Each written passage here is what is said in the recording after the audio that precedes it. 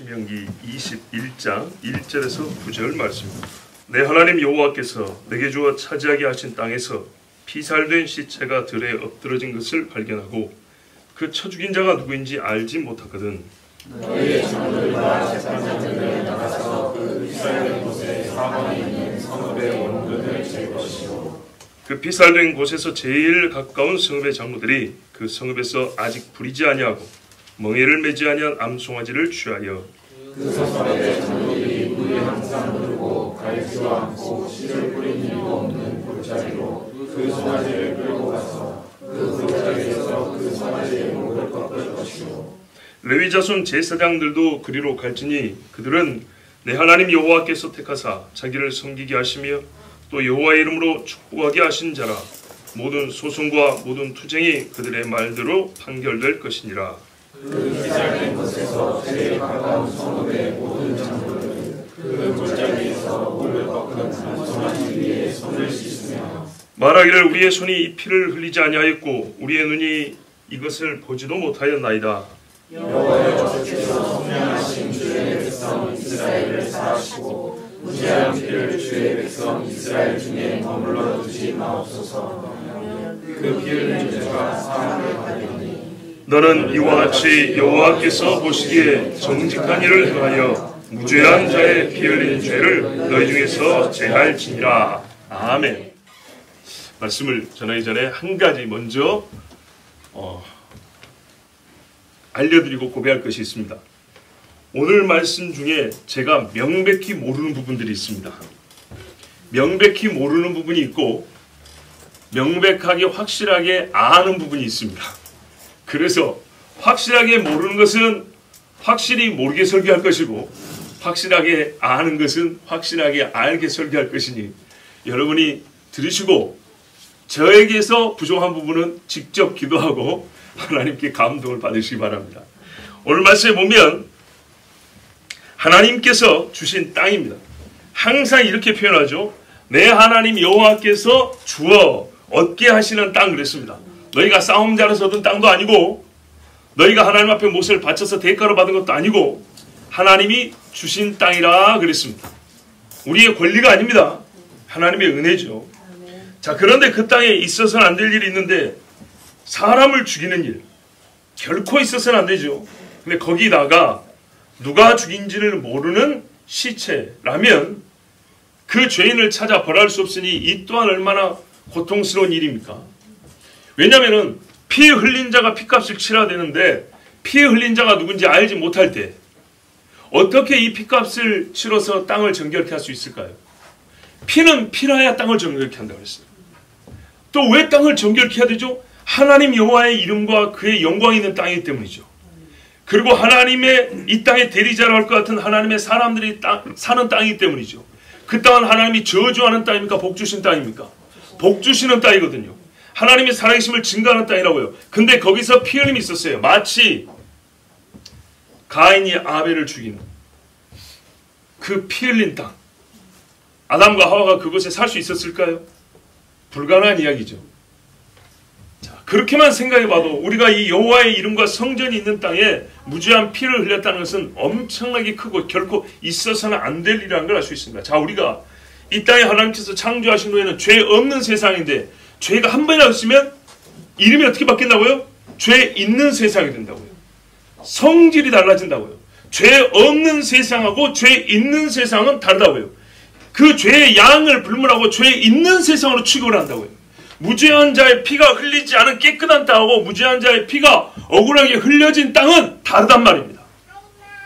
자, 그렇다면 하나님께서 오늘 이 말씀을 주신 최후의 목적은 무엇일까요? 땅을 더럽히지 말라입니다. 더러워진 땅은 어떻게 해야 된다고요? 반드시 깨끗하게 해야 한다. 하물며 땅이 이럴 것 같으면 우리 영혼은 어떨까요? 우리 육체는요? 깨끗해져야겠죠. 순금과 같이 깨끗해진다 했어요. 욥이 얼마나 깨끗한 사람입니까? 의로운 자라 할지라도 그가 나를 단련한 후에는 내가 정금같이 나오리라 그랬어요.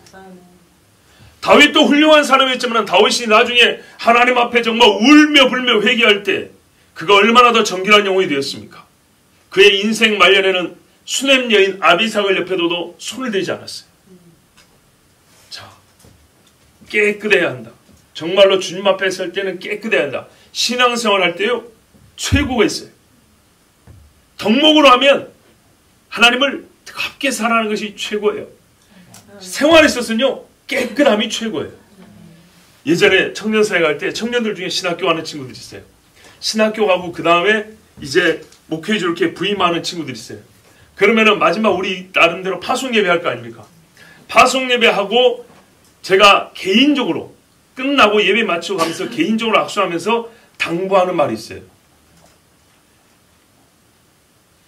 깨끗함이 힘입니다. 인정하십니까? 깨끗함이 힘입니다. 부부간에도 뭐가 힘이에요? 깨끗함이 힘이에요. 한쪽은 부자고, 한쪽은 가난하고, 한쪽은 많이 배우고, 한쪽은 무학자고, 그런 거 아무 소용없어요. 깨끗한 자가 힘 있는 거예요. 힘은 싸우라는 얘기가 아니에요. 깨끗한 자가 떳떳하고 당당하고 자기의 본분을 거리낌 없이 할 수 있어요. 하나님께서 주신 땅은 깨끗해야 합니다. 정결해야 합니다. 그래서 거룩한 땅이라고 불렀습니다.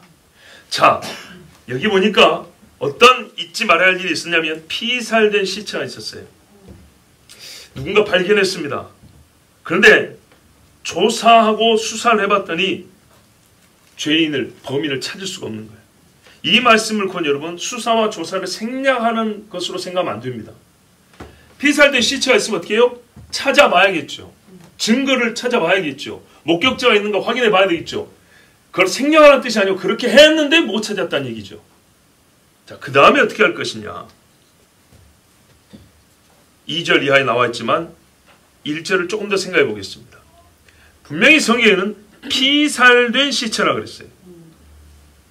사람이 죽었다고 무조건 2절 이하의 말씀을 행하라는 게 아닙니다. 자연사도 있어요. 보면 알지요. 길 가다가 혈압으로 쓰러져 죽은 사람도 있다고요. 구렁이에 빠져 죽은 사람도 있다고요. 독사에 물려 죽은 사람도 있고 짐승이 와서 물어 찢어 죽인 사람도 있어요. 그렇죠. 지병에 있어서 가다가 말 그대로 노약해서 길 가던 중에 쓰러져 죽을 수도 있어요. 자, 그런 거를 면밀하게 확인해야 됩니다. 면밀하게 확인해서 병사냐, 사고사냐, 자연재해로 죽은 것이냐, 그렇지 않고 분명히 누군가가 고의로 살인한 경우가 확인이 되었을 때 그 범인이 누군가 조사하고 찾아봅니다. 그럼에도 불구하고 범인을 찾지 못하였을 때는 이렇게 하라 하고 2절에 말씀이 주어집니다. 그런데 또 재미있는 것은 이거예요. 왜 유실물에 대해서는 특별한 말씀이 없을까요? 짐승이 죽어있는 경우, 남의 짐승 때려 죽었을 수도 있잖아요. 짐승이나 아니면 어느 물건이 파괴되어 있는 경우에, 아니면 물건이 분실돼가지고 이렇게 막 돌아다니고 있는 경우에, 주인이 없는 짐승이 떠돌아다니는 경우에 그걸 어떻게 할 것이냐. 그런 규정들도 있긴 있습니다. 그렇지만은 오늘과 같이 이렇게 각 성배 장로이며 재판장들이며 제사장이 와가지고 우리말로 하면은 이렇게 일을 크게 벌릴 일은 없습니다. 정말 중요한 것, 우리가 살면서 사소한 것이 있고 중요한 일이 있는데 진짜 중요한 것은 생명에 관한 문제입니다. 특별히 하나님의 형상인 사람의 생명에 관한 문제는 어떤 일이 있어도 잘 보세요. 절대로 그냥 지나치면 안 됩니다.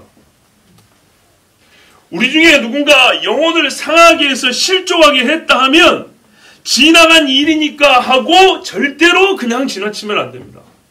아니면 누가 그랬는지 모른다고 하면서 무책임하게 절대로 지나치면 안 됩니다. 절대로. 생명에 관한 문제는 절대로 그냥 지나치면 안 됩니다. 확실한 것은 확실하게 전한다 그랬습니다. 자, 이랬을 때 2절 이하에 하나님께서 어찌하라 방법을 가르쳐 줍니다. 이렇게 방법을 가르쳐 주는 이유는 9절에 피 흘린 죄를 너희 중에서 제한다 이렇게 돼 있죠. 그렇지 않으면 어떻게 되죠? 이 일을 하지 않으면 피 흘린 죄가 그대로 있다는 겁니다. 그러면 궁금한 거죠. 누가 죽인지 모르는데 왜 그 피 흘린 죄가 우리에게 있죠? 말씀을 계속 볼게요. 너의 장로들과 재판장들이 나가서 그 피살한 곳에서 사면에 있는 각 성읍의 원근을 재라 그랬습니다. 자, 장로들 그렇기 때문에 한 사람이 아닌데요. 한 지역 사람이 아닙니다. 생각해 보세요. 장로들이 나와서 이 피살된 장소로부터 거리를 잴 것인데 누가 처음부터 우리 동네하고 제일 가깝다고 생각하고 그 동네 장로가 나오겠습니까? 그렇죠. 그 근방에 있는 여러 동네의 장로들이 다 나오는 겁니다. 그래서 재보는 겁니다. 당신네 동네가 가깝냐? 우리 도시가 가깝냐? 이렇게 재봤더니 누구 장로 당신 동네가 가깝네. 이렇게 공적으로 확인을 하는 겁니다. 또 재판장들이 같이 갑니다. 서로 사사롭게 싸울 수도 있겠죠. 뭐 한 보 차이네 10보 차이네 그러면서 싸울 수도 있지 않겠습니까? 그래서 재판장들이 공정하게 어디가 제일 가까운지 확인을 합니다.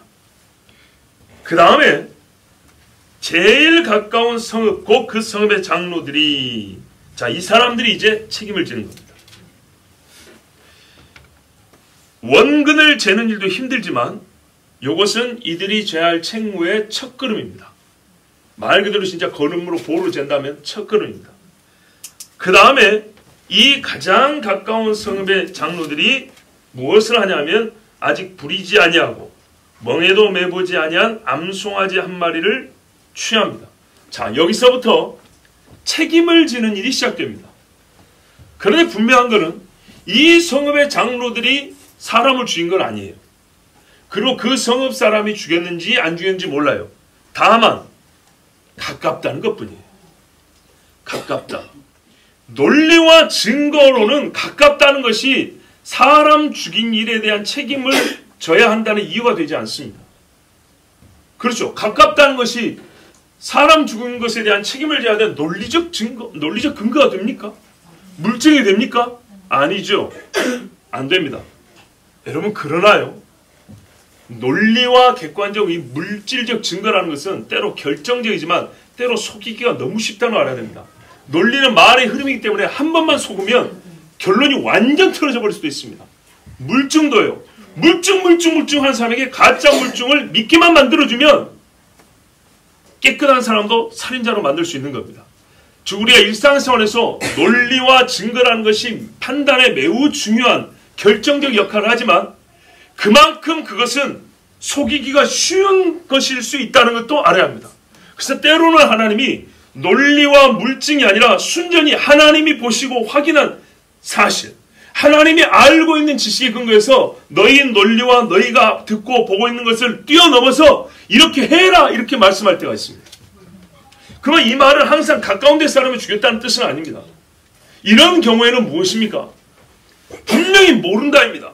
모르는데 이 피 흘린 것을 그대로 둘 수는 없을 때 누가 과연 책임을 질 것이냐 할 때 하나님께서 우리에게 논리도 아니고 물증도 아니라 가까운 자가 책임을 져라는 단순 명령입니다.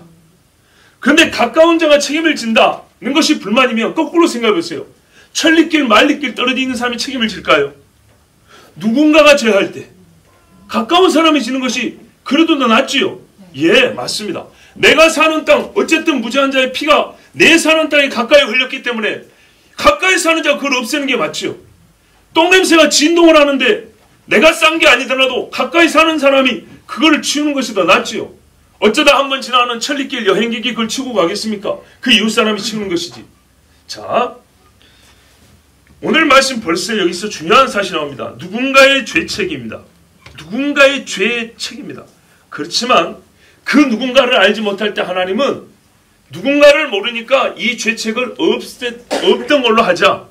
아니면 갚은 걸로 쳐줄기가 아니라 죄를 지은 누군가가 아니라 또 다른 누군가가 책임을 지게 하십니다. 잘 보세요. 누군가의 죄책을 누군가가 책임을 지게 하십니다.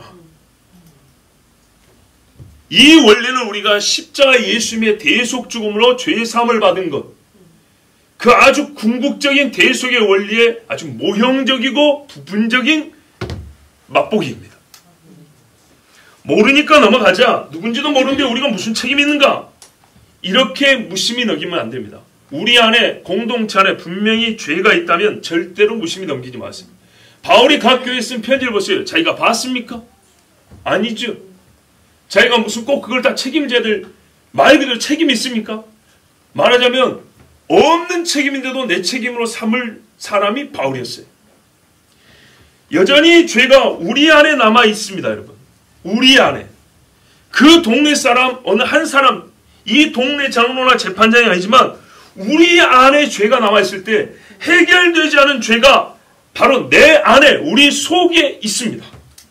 그렇다면 우리가 그것을 해결하는 데 힘을 써야지.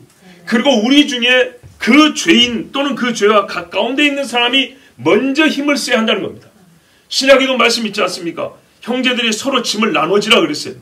나눠지는데 어떤 한 사람의 짐을 10명이 나눠져야 된다 할 것 같으면 교인이 40명이면 다 나눠줄 필요는 없지요. 10명이 나눠질 때 누가 그 짐을 나눠질까요? 제2 여성교회 회원이 아프면 누가 먼저 책임을 져야 되죠? 그렇죠. 교회라고 하지만 구체적으로 말하면 제2 여성교회가 하는 겁니다. 너희가 가난한 사람을 구제해야 돼 뭐라 했어요? 믿음의 형제들에게 먼저 할지니라고 그랬다고요. 가까운 자들에게. 친족을 돌보지 않는 자는 불신자보다도 악한 자니라고 그랬다고요. 혈족을 돌보지 않고 부모나 형제를 사랑하지 않는 자는 하나님도 사랑하지 않는다 그랬다고요. 보세요. 내 주변 옆에서 무지한 피를 흘렸는데 모른 척 내가 안 그랬으니까 이렇게 가는 사람이 얼마나 하나님의 의와 거룩함에 사모함이 있겠습니까? 다른 일상생활에 얼마나 공의로운 판단을 내기 위해서 열심을 내겠습니까? 무심히 지나간 일이 얼마나 많겠습니까? 여기에 하나님께서 이 죄를 씻어내는데 사용하신 짐승이 한 마리 있습니다. 암송아지입니다. 부리지도 아니하고 멍에를 매지도 아니한 깨끗한 소입니다. 성경에 항상 하나님께 제물로 드리는 소들은 사람의 손을 타지 않은 것들입니다. 즉 사람에게 의해서 종노릇하지 않은 짐승들입니다. 이 짐승을 한 마리 취했는데 희한한 건 수송아지가 아니라 암송아지라는 겁니다. 여기서부터 성경을 좀 읽은 분들은 바로 떠오르는 뭔가 있을 겁니다. 이거 번제물이 아니구나 그럼. 번제물로 암컷을 쓰는 것을 본 적이 있습니까? 속죄제를 해야 되지 거 아니에요. 그죠? 죄를 사하니까. 구절 말씀대로 죄를 씻을 까 하면 속죄를 해야 되잖아요. 속죄제물은 순염소, 순양입니다. 그런데 제사장이 죄를 먼저 사할 때는 속죄이래요. 제사장과 자기 집을 먼저 살 때는 수송아지입니다. 암송아지를 쓰는 경우는 딱 한 번 있습니다. 그게 뭡니까? 죄를 생각나게 하는 물. 예, 붉은 암송아지를 태워서 그 죄를 물에 섞어서 마시게 하죠. 예, 거기에 쓰입니다. 즉 암송아지는 직접적으로 번제물 내지는 불에 태워져서 하나님께 쓰여지는 제물이 아니라는 얘기입니다. 그러면 이 암송아지를 썼는데 뒤에 속죄됐다는 것은 정통적 의미에서 가장 기본적 의미에서 암송아지를 번제물로 쓴 것, 하나님께 불러 태워서 드리는 속죄제물로 쓰지 아니한 다른 방법으로 사용해서 이 땅에 피를 씻어냈다 그런 말이 되는 겁니다. 자, 4절 이하에 확인이 됩니다. 성읍의 장로들이 물이 항상 흐르고 갈지도 않고 씨를 뿌린 일도 없는 골짜기로 그 송아지를 끌고 가라 그랬습니다. 성읍 안이 아닙니다. 성막도 아니고요. 살해된 장소도 아닙니다. 제3의 장소입니다. 그러면 이 장소의 특징이 뭐냐면 역시 인적이 없는 곳입니다. 깨끗한 곳이란 겁니다. 사람의 손이 거의 안 탄 곳. 혹 해인이 지나는 수 있어도 사람이 우리 거주 영역 안에 있긴 하지만 실제로 사람이 거기서 씨를 뿌리고 집을 짓는 집을 짓는 것처럼 뭡니까? 주권을 행사하지 않고 자연 그대로 있는 땅. 깨끗한 땅. 사람이 거기서 살지 않기 때문에 사람의 죄가 말하자면 덜 오염된 땅. 깨끗한 땅으로 이 암송아지를 끌고 갑니다. 그런데 거기에 뭐가 있어야 되냐? 흐르는 물이 있어야 됩니다. 번역에 따라 아주 강력하게 흐르는 물, 또 계속 흐르는 물. 그런데 우리 그냥 말씀대로 계속 흐르는 물입니다. 죄는 흘러보낸다 그러죠. 그래서 이 흐르는 곳으로 가서 문득병도 흐르는 물에서 씻는단 말이죠. 흐르는 물 있는 데로 가는데 거기서 어떻게 하냐 하니까 짐승을 어떻게 한답니까? 목을 꺾는다. 이게 무슨 말이죠? 이렇게 돌리는 겁니까? 목을 베어낸다는 얘기입니다. 목에서 피가 철철 넘치겠죠. 그겁니다. 그 흐르는 물에 이 짐승의 이 목을 치면 사람이건 짐승이건 대동맥 끊어지잖아요. 피가 제일 많이 나온다. 쏟아져 나온단 말이에요. 그 짐승의 피를 짧은 시간에 다 그 흐르는 물에 쏟아내는 거예요. 분명히 태우지 않았습니다. 그 피를 흐르는 물에 다 쏟게 했습니다. 그 일에 배석하는 사람이 있습니다. 5절에 보면 레위 자손 제사장들도 그리 오라 그랬습니다. 자, 제사장이 왜 왔을까요? 하나님이 제사장을 부른 이유가 5절 후반, 중후반부에 기록이 되어 있습니다. 그들은 내 하나님 여호와께서 택하사 자기를 섬기게 하시며 또 여호와의 이름으로 축복하게 하신 자라. 제사장의 직무이죠. 모든 소송과 모든 투쟁이 그들의 말대로 판결될 것이니라. 예. 문둥병 걸린 사람은 자기가 나았다 싶으면 제사장에 가서 보이죠. 그 제사장이 됐다 하면 하나님 앞에 제물을 드리고 집으로 돌아가죠. 확인하는 사람입니다. 예수님도 병을 고친 다음에 그랬잖아요. 제사장에 가서 보이라. 피 흘린 이 땅에 피 흘린 죄가 이 짐승의 피 흘림으로 주여 씻어졌나이다 라고 확인하고 선포하는 사람입니다. 하나님께서 택하사 하고 판결될 것이었기 때문에 하나님을 대리하여 판결의 선고 그리고 선포를 하라고 세운 사람이 제사장입니다. 그래서 제사장이 이 자리에 가서 짐승의 피가 흘리면 그것을 보고 이제 이 땅에 무죄한 자의 피 흘린 죄는 사해졌습니다 라고 하나님의 이름으로 선포하고 오라는 겁니다. 그러면 어떻게 되죠? 이 땅은 이제 자유가 주어집니다. 제사장이 선포하기 전에는 뭐가 있죠? 피 흘린 죄, 내가 지은 건 아닌데 우리 중에 있는 죄가 여전히 있어서 사람이 몸에 어떤 응어리가 하나 지고 이거 묵직하게 달고 사는 것처럼 그 땅은 항상 죄를 달고 살아야 되는데 그것이 사라져 자유케 되었다. 깨끗함이 회복되었다. 이것을 하나님이 선포하게 하시려고 제사장도 보내주셨습니다. 여러분 사람 하나 죽었는데 여러 사람 피곤하죠. 그렇죠. 여러분 애기 하나도 키우는데 온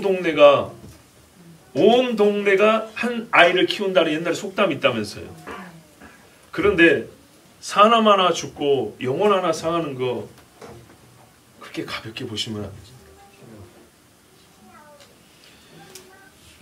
그 피살된 곳에서 제일 가까운 성읍의 모든 장로들은 그 골짜기에서 목을 꺾은 암송아지 위에 손을 씻으며 이 암송아지의 피가 흘리는데 그 옆에 보면은 또 물이 계속 흐르잖아요. 거기서 그 물에 손을 씻으라는 얘기입니다. 우리가 여기서 봤는데요. 7절에 그러면서 뭐라고 말하냐? 우리의 손이 이 피를 흘리지 아니하였고 우리의 눈이 이것을 보지도 못하였나이다. 그러니까 책임 없다는 얘기인가요? 아직 안 끝났습니다. 여호와여 주께서 속량하신 주의 백성 이스라엘을 사하시고 무죄한 피를 주의 백성 이스라엘 중에 머물러 두지 마옵소서 하면 이게 기도입니다. 이 6절에서 8절이 어떤 의미에서 이게 하이라이트인데요. 이거는 겉보기에는 모순입니다. 7절 보세요. 우리는 이 사람 안 죽였습니다 이잖아요. 그런데 8절 용사여 주시옵소서. 죄를 우리 중에 두지 마옵소서. 우리에게 죄가 있다는 말이죠. 이 암송아지를 죽인 게 뭐냐? 속죄 제물이 아닌데 결국에는 속죄의 효과가 있다 그랬어요. 속죄 제물이 아닌데 속죄의 효과가 있다. 이게 뭘까? 사실 이 부분에 대해서 제가 명확하게 모르겠어요. 속죄 제물이면 시원한데 속죄 제물이 아니에요. 피 흘린 자의 피가 아니면 사함을 못 받는다 그랬다. 그렇다면 이렇게 생각해 볼 수 있죠. 그가 누군지 모르기 때문에 이 짐승이 그를 대신하여 죽은 거죠. 그렇죠. 예. 근데 누가 죄를 지은지 모르지만은 그 사람의 피가 있어야 땅이 사함을 받고 씻어지는데 그 사람을 모르기 때문에 이유 없이 다른 사람을 죽일 수는 없잖아요. 그래서 대신하여 짐승이 죽은 겁니다. 재물이 아니라 죄값으로 죽은 겁니다. 하나님의 땅을 정결케 하는 원리는 본래 그렇습니다. 피 흘린 자의 피로 땅을 씻는다 그랬다고요. 그래서 피 흘린 자를 모르기 때문에 이 짐승이 그 사람을 대신하여 죽는 겁니다. 그런데 그 일을 할 때 짐승이 스스로 내가 죽을게 하고 와서 죽을 수는 없단 말이죠. 이것을 알고 행하는 사람들의 책임이 있는 겁니다. 누군가는 이 수고를 해줘야 되는 겁니다. 즉, 이 암송아지는 살인자를 대신하여 피를 흘렸습니다. 그때 옆에 있는 사람들은 두 가지 고백을 했습니다. 첫 번째는 우리는 결백합니다. 두 번째는 그러나 우리 중에 죄가 있습니다. 공동체적 죄책을 짐과 동시에 나의 무죄를 고백하여 하나님의 저주를 막고 자유를 획득하는 의미의 행동입니다. 예를 들면 빌라도가 예수님을 죽이라 내어주면서 자기는 대야에 물을 담아가지고 손을 씻었어요. 그러면서 뭐라 했죠? 이 일에 대하여 나는 무죄하노라 했어요. 참 놀라운 말이죠. 예수를 죽인 일이 죄다라는 공적 인정입니다. 예수를 죽인 일이 정당한 재판이었고 죄가 아니었으면 물로 씻을 필요가 없습니다. 그렇지 않습니까? 정당하게 사형 판결을 내린 판사가 뭘 잘못했다고 손을 씻습니까? 오히려 명예가 높아지고 권위가 세워지는 거 아니겠어요? 그러나 자기 양심에 예수는 죄가 없다고 했다고요. 그렇기 때문에 손을 씻으면서 자기 입으로 할 말이 예수는 죄 없다입니다. 근데 왜 손을 씻죠? 죄 없는 자를 죽인 죄는 우리에게 있다는 거죠. 근데 나는 무죄하다. 너희가 그 죄책을 감당해야 된다. 왜? 너희가 죽이라고 했으니까. 그렇습니까? 자, 원리로서는 우리가 배울 수 있지만 이 손 씻는 행위는 두 가지 사실. 죄가 있고 나는 그 죄와 관계가 없습니다. 라는 두 가지 의미를 담고 있습니다. 그러나 이 손을 씻는 사람들은 보세요. 죄 지은 사람이 짐승 잡고 당한 게 아니라 손 씻은 사람들이 짐승을 잡았다고요. 마치 자기들이 죄인인 것처럼 책임을 졌다고요. 그러니까 누가 죄를 지은지 모를 때 책임은 집니다. 우리의 죄니까 책임은 지지만 나는 개인적으로 하지 않았습니다. 그래서 이 행위는 죄에 대한 행위입니다 라고 하나님께 인정하고, 그러나 우리가 죽인 것은 아닌 것을 주님이 아시기 때문에 우리를 저주하지 마옵소서, 우리에게 있는 죄를 사하여 주옵소서, 그렇게 말하는 겁니다. 근데 빌라도의 경우는 그렇지 않죠. 자기가 예수님 죽이라고 그랬잖아요. 빌라도에서 죽임을 당하고, 그러므로 빌라도의 손 씻는 행위는 씻어봐야 아무 소용이 없는 것입니다. 중요한 사실인데 조금 더 정리를 돕기 위해서 정리가 안 되신 분들이 있을 것 같아서 다시 한번 말씀드립니다. 손을 씻는다는 행위는 죄가 있고 공의로운 재판장이 죄인에게, 죄를 지은 죄인에게 정당한 심판을 선고할 때는 손을 씻을 일이 결코 없습니다. 안 씻어도 됩니다. 씻는다는 말은 나의 판단이 불의하다는 얘기입니다. 그렇죠? 불의한데 내 힘으로 내 자의로 한 게 아니라 다른 사람에서 억지로 됐다는 것을 보여주는 게 손 씻는 겁니다. 그래서 내 책임 아니다 하는 겁니다. 그러나 빌라도 입장에서는 그렇지 않습니다. 자기 책임이죠. 자기 말 한마디로 분명히 말했어요. 내가 너를 살릴 수도 있고 죽일 수도 있다 분명히 말했죠. 그렇으면 자기의 정치 생명이 끝나더라도 자기 말로 예수님을 풀어주라 했었어야 되는 겁니다. 그런데 할 수 있는 걸 하지 않아놓고도 궁색하게 시리 손을 씻으면서 나는 잘못이 없다 이렇게 했습니다. 그러나 하나님은 사도신경 신앙부에서 빌라도에게 고난을 받으셔 죽임을 당하셨다 그랬습니다. 손을 씻는다는 행위는 바로 그겁니다. 분명히 우리 가운데 불의가 있다입니다. 불의가 있다. 그러나 나는 이 불의에 대하여 책임이 없다입니다. 빌라도는 궁색한 행위였습니다. 불의를 행한 자를 찾아서 그에게 정당한 심판을 내렸으면 손 씻을 일이 없는데 불의한 자가 아닌 다른 사람을 죽였거나 불의한 자를 찾지 못한 상황이기 때문에 이 사람들은 대신 짐승을 죽으면서 손을 씻은 겁니다. 왜요? 이 불의한 자, 죄 지은 자가 죽인 건 아니잖아요.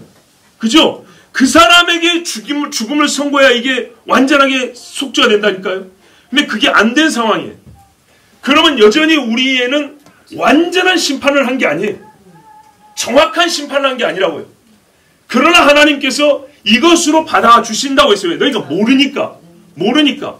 그러나 모른다고 해서 무책임해서는 안 되는 것이고, 그 지경에 사는 장로 또는 그 지경에 사는 하나님의 백성으로서의 도리만큼의 책임을 해야 된다는 얘기입니다. 그게 이 짐승을 잡아서 이 짐승이 죄인은 아니지만 이 짐승으로 그 살인자를 대신합니다 했습니다. 그러나 이 심판이 완전하지 못하기 때문에 우리는 하나님 앞에 이것을 바치면서 내가 한 것은 아닙니다. 그러니까 나는 상관없어요가 아니라 우리가 한 것이 아니지만 정확하게 범위도 찾아야 되지만 그것도 못한 상황에서 하나님, 여기까지가 우리가 할 수 있는 것이고 주님이 명하신 바입니다. 온전하지 못하지만 그러면서 손을 씻고 하나님, 우리에게 있는 죄를 용서하옵소서. 내 손으로 하지 않았지만 우리에 있는 죄를 용서하옵소서 하고 그렇게 손을 씻는 행위를 한 것입니다. 자, 분명한 것은 무죄한 피를 흘린 것은 죄라는 거고, 이것이 누가 되었든지 간에 책임을 지기는 져야 된다는 겁니다. 짐승의 피를 흘리고 그 몸을 태우는 번제로서 속죄제는요, 나의 죄를 인정하는 행위입니다. 속죄제는 보통 직접 당사자가 짐승을 가지고 와서 제사장에게 내어줍니다. 하지만 오늘 제물은 조금 다른 게, 피 흘림에 대하여 피 흘림으로 대신한 건 맞지만 제물로서 태워드리지 않으면 책임은 지나 나의 죄를 대신하는 짐승이 아니라는 것을 시사합니다. 속죄제는요, 내 죄에 대하여 내가 짐승을 끌고 와서 제사장한테 말을 합니다. 그리고 내 입으로 고백해서 짐승에게 안수를 합니다. 요렇게 넘깁니다. 그죠? 전가시킨다 그러죠? 그리고 하나님 앞에 피 흘리고 태워서 없습니다. 완전하게. 그런데 짐승이 대신하긴 했지만 나의 죄가 아니고 알지 못하는 누군가의 죄입니다. 그럼 알지 못하는 그가 책임을 져야죠. 그러나 그가 누군지 모를 때 그렇다고 방치해둘 수 없는 죄에 대하여 내 책임은 아니지만 우리의 책임으로서 이 죄를 살 때 쓰는 방식이 바로 오늘 이 말씀, 이 방식입니다. 여러분, 정말로 이게요, 공동체가, 신앙의 공동체가 공동체 의식이라고 그러잖아요. 또 공동체적 일치된 행위의 최정상에 있는 규례라고 하겠습니다. 최고로 아름답고 최고로 수준 높은 공동체성. 밥 먹을 때 누가 먹을 게 없으면 밥 한 끼 좀 나눠 먹고, 돈이 없으면 빌려주기도 하고, 그 정도 공동체 정리 아니고요. 사람을 죽인 죄에 대하여 내가 안 죽였어요. 그런데 그 죄의 결과를 내가 책임을 지는 거예요. 이게 최상의 공동체성입니다. 오늘날 21세기에 우리가 말로는 각 교회 표 보세요. 2000년 전에는 교회 표라는 게 있었는지 모르겠어요. 새해가 되면 교회 표 멋진 것들이 많습니다. 우리도 우리 나름의 표현을 하죠. 그런데 보면요, 요즘 시대는 누구랄 것 없이 다 공동체적 의미를 담은 표를 씁니다. 서로 관계를 위한 표들을 많이 씁니다. 그러나 실제로 오늘 말씀, 신명기 말씀조차도 제대로 읽지 아니하고 우리가 깨우치지 아니할 때 얼마나 그런 공동체의 아름다움이 만들어질 수 있을까요? 2000년 전 사람들이 이 말씀을 신앙하면서 정말 우리가 믿음의 한 식구라는 건 말이죠. 체감할 수 있지 않았겠습니까? 21세기 사는 우리가 흔히 하는 말, 저도 성년이 되어서 더 자주 들은 말, 아니 30이 넘으니까 더 많이 듣게 된 말이 뭐냐? 제가 교회 안에서 하니까 교회에서 들은 말들이죠. 내가 안 그랬어요. 나는 모르는 바인데 내가 들은 바가 없고, 근데 알고 있잖아요. 알아요. 시작할 때 내가 거기에 관여하지 않았다는 말로 피해가려고 할 때가 많아요. 어떤 일이나 말들이 막 싹 틀 때 내가 거기에 관여하지 않았어. 그러나 중간에 나는 이미 끼어들었어요. 들었고 생각했고 대화했고 꾸몄고 일을 한 적이 있어요. 그런데 그걸 책임져야 될 때 서로 책임을 나눠지라. 이 경우는 한 도시가 책임을 다 졌어요. 그런데 한 가지 사건은 한 도시가 책임을 졌는데 여러 사람이 나눠질 수도 있는 것을 그 조금을 책임지지 않으려고 나는 모르는 거고 이런 식으로 피할 때가 많아요. 여러분 모르긴요. 알잖아요. 너무 잘 알잖아요. 지나간 일인데 뭐요? 자기가 손해보는 일은 절대 안 잊어먹습니다. 또 남이 한 일을 가지고 왜 내가 책임을 지고 힘들게 살아야 돼? 또는 옆에 사람이 그러면 당신이 그 신경 쓸 일이 뭐야? 당신이 책임질 게 뭐야? 당신이 안 했는데.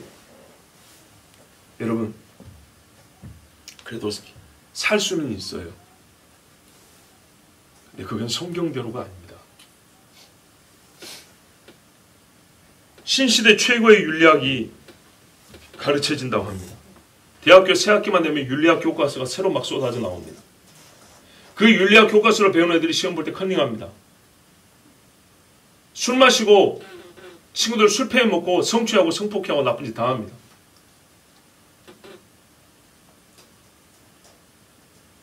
사람이 강팍하고 또 스스로 의로우면서 또 한편 스스로 외로운 자가 되어가는 세상입니다. 성경보다 나은 교훈이라고 자랑을 하지만 성경보다 나은 교훈이 없습니다. 왜요? 정말로 책임진 데가 어디 있습니까? 정치인들도 마찬가지입니다. 서로 공동체로서 연대하고 함께 더불어 살아가는 세상? 다 정치 생명 위해서 남의 돈 갖다 퍼주면서 그런 소리 하는 거죠. 오늘 말씀을 원리로 하여 자기 신앙의 틀을 삼고 실행한 자가 우리 중에 얼마나 될까요? 그런데요, 이 말씀을 가지고요 살았던 사람들이 있어요. 예를 들면 다니엘입니다. 여러분 다니엘 9장에 보면 다니엘이 메대족수 아하수엘 아들 다리오가 갈대아 나라 왕으로 셈을 입던 원년, 이때가 언제냐? 다니엘 노인 때입니다. 노인. 얼마 있다 다니엘 죽습니다. 그런데 그때 다니엘이 보세요. 서책으로 말미암아 여호와의 말씀이 선지자 예레미야가 임하여 고하신 그 연수를 깨달았다 그랬어요. 예레미야를 읽었단 말이죠. 노년에. 예레미야서에도 보면 뭐라면 예레미야가 글을 써서 바벨론 안에서 사신에게 보냈다 그랬어요. 바벨론에는 이스라엘 사람들 보고 읽으라고. 시간이 옛날인데 다니엘이 그걸 몇십 년 지나고 있었지만 가지고 읽었다 했어요. 읽고 나서 보세요. 70일에가 뭔지 깨닫고 끝난 게 아니었어요. 마지막 종말에 있을 일이 무엇인가 깨닫고 와 내가 이걸 깨닫고 죽네 이러지 않았어요. 그걸 깨달았기 때문에 어떻게 했냐? 울었어요. 우리가 많이 들은 말씀입니다. 너무 길어서 다 읽지 않습니다. 다니엘 9장에 보면 다니엘의 기도가 거의 전문이 나와 있어요. 수십 절에 걸쳐서 다니엘의 기도가 나와 있어요. 우리는 범죄하여 패역하여 행악하며 반역하여 주의 법도와 규례를 떠났고 또 주의 종 선지자들이 주의 이름으로 우리의 열왕과 우리의 방백과 열조와 온 국민에게 말씀을 듣지 아니하였나이다. 우리가 그랬답니다. 다 보면 우리가가 수십 번 반복이 되어 있어요. 그런데 엄밀히 말해서 그 우리가가 예레미야를 죽이고 그 우리가가 이스라엘을 멸시할 때 다니엘이 그렇게 했습니까? 안 했어요. 그런데 말씀이 있는 자가 깨닫고 마치 자기가 죄진 것처럼 책임을 지는 거라고요. 우리의 죄를 용서하여 주시옵소서. 이 백성이 이 죄로 말미암아 지금 바벨론 포로 생활하고 있는데 어둡고 우둔한 백성이라 하나님 앞에 기도할 줄을 모르고 회개할 줄을 모르나이다. 의로운 자는 뭐라 그래요? 바리새인처럼 내가 그런 게 아니고 저 사람이 잘못했는데 하나님 저 사람을 좀 용서해 주시는데 다니엘은 안 그랬대요. 우리가 이랬다고요. 에스라는 어땠습니까?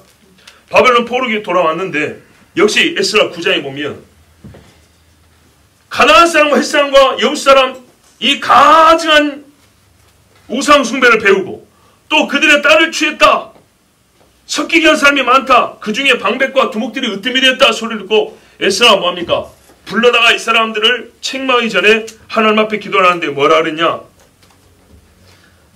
내가 저녁 제사 드릴 때까지 기가 막혀 앉았더니 저녁 제사를 드릴 때 내가 근심 중에 일어나서 속옷과 겉옷을 찢은 대로 무릎을 꿇고 나의 하나님 여호와를 향하여 손을 들고 말하기를 나의 하나님이여 내가 부끄러워 낯이 뜨뜻하여 감히 나의 하나님을 향하여 얼굴을 들지 못하오니 이는 우리 죄악이 많아 정수리에 넘치고 우리 허물이 커서 하늘에 미침이니이다. 우리 열조 때로부터 오늘까지 우리 죄가 심함에 우리의 죄악으로 인하여 우리와 우리 왕들과 우리 제사장들을 열방 왕들의 손에 붙이다 칼에 죽으며 사로잡히며 노략을 당하며 얼굴을 부끄럽게 하시며 오늘과 같은 이이다.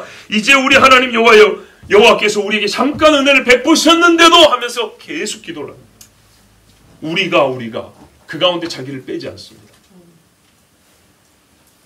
책임을 지는 겁니다. 그냥 말로 우리 해가지고 저 사람 공동체 의식이 있구나 이게 아니고요. 우리라고 처음 말한 사람이 먼저 기도를 했어요. 다니엘이 기도할 때 누가 같이 기도했습니까? 에스라가 기도를 시작할 때 옷을 찢을 때 옆에 있던 사람은 없습니다. 그런데 에스라가 계속 그렇게 기도를 하니까 사람들이 보고 따라옵니다. 제사장이여 어찌 그렇습니까? 내가 들은 것이 있다. 근데 중요한 건 이것이죠. 에스라는 명단을 정확히 모릅니다. 명단을 정확히 모를 때 누가 어떻게 했는지 정확히 모르지만 하나님 앞에서 자기 죄로 삼고 얼굴이 뜨겁고 정수리가 뜨끈뜨끈할 정도로 하나님 앞에 기도를 했다고 했습니다. 이게 바로 이 신명기 정신으로 공동체 생활하는 사람이고 신명기 정신으로 하나님의 공동체를 다스리는 사람입니다. 나는 그 일과 상관이 없습니다. 나는 그때 없었습니다. 나는 그 말은 못 들었습니다. 어느 한 토막은 못 들었을지라도 전체 줄거리는 알지 않습니까? 침묵하고 넘어갔어요. 모른 척하고 넘어갔어요. 총대 매기 싫어서 뒤로 빠졌어요. 절대 그런 거 아니에요. 그러면 안 돼요. 제일 가까운 성읍의 모든 장로들 그랬어요. 그 사람들이야말로 뭔 잘못입니까? 암송아지 값은 누가 줄 거예요? 그 골짜기까지 가고 그게 우리 동네에 있는 골짜기인지 남의 동네 골짜기인지 이거는 모릅니다. 물이 흐르는 곳 사람이 다닌 적이 없는 그 땅을 찾아가는 그 수고는 누가 할 거예요? 제사장들 멀리서 오라고 해가지고 사람 보내야죠. 인건비들 줘. 어머니 식사 대접해야죠. 요즘 말 같지만 옛날에도 사람들이 비용이 드는 건 똑같지 않겠습니까? 몇 날 며칠 걸어왔다 가는 사람들 그냥 보낼 수는 없잖아요. 그거를 뭘 내가 잘못했다고 이걸 다 해야 됩니까? 그러나 제일 가까운 섬에 있는 사람이 하라 그랬어요. 그럼요 여러분. 그 사람이 죽이지 않았을지라도 이 땅이 깨끗해진데 최고로 헌신한 자는 누구예요? 제일 가까운 섬의 장로들이 하나님의 행위록에 기록이 되는 겁니다. 왜 손해보는 것만 생각하죠? 나로 말미암아 깨끗하게 되었다는 이 기쁨은 먼저 나의 것이라는 것을 왜 우리가 생각하지 않을까요? 육체로는 이스라엘과 유다로부터 수천리 멀리 떨어져 있고 시간으로도 수백 년에서 수십 년의 간격이 있지만 다니엘과 에스라는 제일 가까운 형제 곧 우리의 동족 친족으로서 먼저 기도하고 울었습니다. 바울을 보십시오. 저 죽어가는 바리새인들 중에 그 바리새인들과 사도들 중에 누가 제일 가깝습니까? 바울이 제일 가깝죠. 저 구약 성경을 읽고서도 모세의 글을 읽고서도 예수를 모르는 저 사람들 예수 죽인 죄를 갖고 있지만은 성경을 읽고서도 예수를 모르는 저 사람들 누가 제일 가깝습니까? 바울이 제일 가깝죠. 그렇지 않아도 바울은 동족을 사랑하기 때문에 설교하고 편지 쓰고 기도를 했겠지만은 실제로 이 말씀을 비춰봐도 바울이 저 무지하고 악한 사람과 제일 가깝습니다. 예수 죽인 피 흘리는 사람들과 바울의 사도들 중에 제일 가깝습니다. 제일 열심히 해서 유대인을 향하여 외쳤지 않습니까? 자, 이렇게 해서 피 흘린 죄를 갚으면 하나님이 뭐라고 판단하시냐? 너는 이와 같이 하여 여호와의 보시기에 정직한 일을 행하여 무죄자의 피 흘린 죄를 너희 중에서 제할지니라. 아멘. 여호와 보시기에 정직한 일이랍니다. 피가 제해지는 일이랍니다. 여러분 이것을 우리 보고 하라 하면 마다할 이유가 있습니까? 미숙한 자는 손에 뭘 쥐어줘야 하지만은 성숙한 자는 자기가 손해 보면서도 해야 할 일을 하죠. 그런데 죄가 씻겨지고 하나님이 정직하다, 즉 다윗을 평가한 것과 똑같은 평가를 나에게 주신다면, 여러분 우리가 서로 하고 싶어 하지 않겠습니까? 알지 못하는 자가 행한 악행으로 고통당하는 자가 있고, 내가 그를 도울 수 있다면 돕는 것이 신자의 할 일이고 정직한 일입니다. 알지 못하는 자가 피 흘린 죄를 지었다면 그 알지 못하는 자를 대신하여 피값을 갚는 일을 하는 것, 이거는 하나님께서 우리에게 맡겨주신 사명입니다. 오늘 정직이라고 했습니다. 여러 번 거듭 말씀드리지만 정직은 거짓말을 안 한다는 정도의 말이 아닙니다. 바르고 고든 일입니다. 하나님이 보시기에 의로운 일입니다. 그 의로운 일 안에 거짓말을 하지 않으면 기본으로 들어가 있는 것입니다. 이 정직함 중에 제일이 무엇이냐? 죄를 없이 하는 것. 나의 죄가 아니라도 죄책. 네가 보세요. 죄인이 아니지만 그의 죄책을 대신 짊어지는 것. 이것이 하나님 보시기에 가장 의롭다, 정직하다 여겨지는 일입니다. 우리가 빌립보서나 또 신약 성경에 보면 그렇잖아요. 형제의 짐을 나눠지라는 말씀을 여러 번 읽습니다. 그 중에 최고가 무엇일까요? 죄책을 나눠지는 겁니다. 죄값은 본인의 것이지만 죄로 말미암아 발생한 결과와 죄의 결과물을 제거하는 일,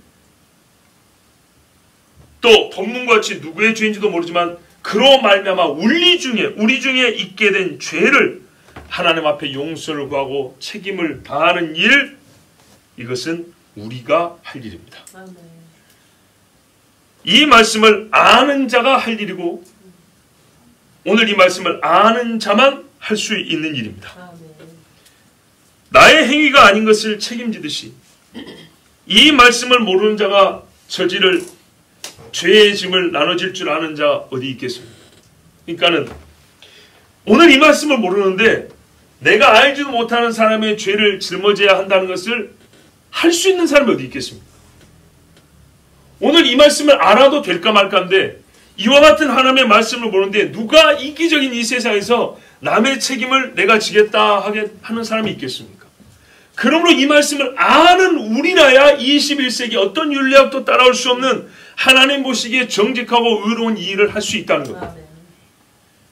3,500년 전에 쓰여진 이 말이 오늘날 그리스도인의 그리스도인됨을 나타낼 수 있는 결정적 증거를 나타낼 수 있는 말씀입니다. 그리고 이 일은요, 미리 준비되어 있어야 합니다. 암송아지가 미리 준비되어 있어요. 그렇죠? 그건 사오면 됩니다. 꼭 너희 성에서 키운 거라는 조건이 없습니다. 먼저 돼야 할 준비는 생각입니다. 생각. 성읍의 장로들과 재판장들, 제사장들이 무관심하고 이 말씀을 알지 못한다면 누가 피살체가 발견되었을 때 암송아지를 내놓을 것이며 이 번거로운 절차에 수고를 다하겠습니까? 안 하려고 하죠. 누가 하려고 하겠습니까? 말씀이 항시 가르쳐져야 함과 실행의 준비가 되어 있어야 합니다. 항시 말씀이 있어야 이게 가능합니다. 자, 오늘 보세요. 오늘 이 말씀을 우리가 지금 읽어서 알고 있잖아요. 그러면 이전과 이후가 다르겠죠. 배우지 못하고 한 세대가, 할아버지 세대가 돌아가시고 자식 세대가 모르면요, 자식 세대는 할아버지 세대라는 걸 본 적이라도 있어요. 근데 그 밑에 손자 세대는요, 가르쳐지지 않으면 없어지는 겁니다. 그러다가 1000년이 지나고 2000년이 지나고 어느 때에 다시 회복되냐? 회복되는 시점은 오늘같이 말씀이 다시 선포될 때 회복이 시작되는 겁니다. 이 말씀에 가르쳐지는 준비, 그리고 말씀을 배웠기 때문에 항상 기도하면서 이런 일이 있으면 주님 제가 그렇게 해보겠습니다. 그러나 제가 연약한 걸 아버지 아시기 때문에 도와주세요 라는 기도가 평시에 있어야 막상 일이 벌어지면 되는 것입니다. 이 말은 있지도 않은 일에 신경 쓰라는 말이 아닙니다. 언제나 있을 수 있는 일을 준비하라는 얘기입니다. 주님 오심이 언제라도 있을 수 있기 때문에 우리가 준비하는 것처럼 죄 많은 이 세상에 오늘 밤에도 피살체가 얼마나 많이 눈을 떠면 발견됩니까? 이 말씀은 사실 이스라엘 사회에서는 그렇게 많은 일이 아니라고 볼 수 있어요. 그럼 오늘 우리 세상은요, 하룻밤에도 남의 손에 의해서 죽임을 당한 자가 아마 수십 명은 될 겁니다. 근데 누가 그 죄를 통감하며 하나님 앞에 슬퍼하며 기도하는 자가 있습니까?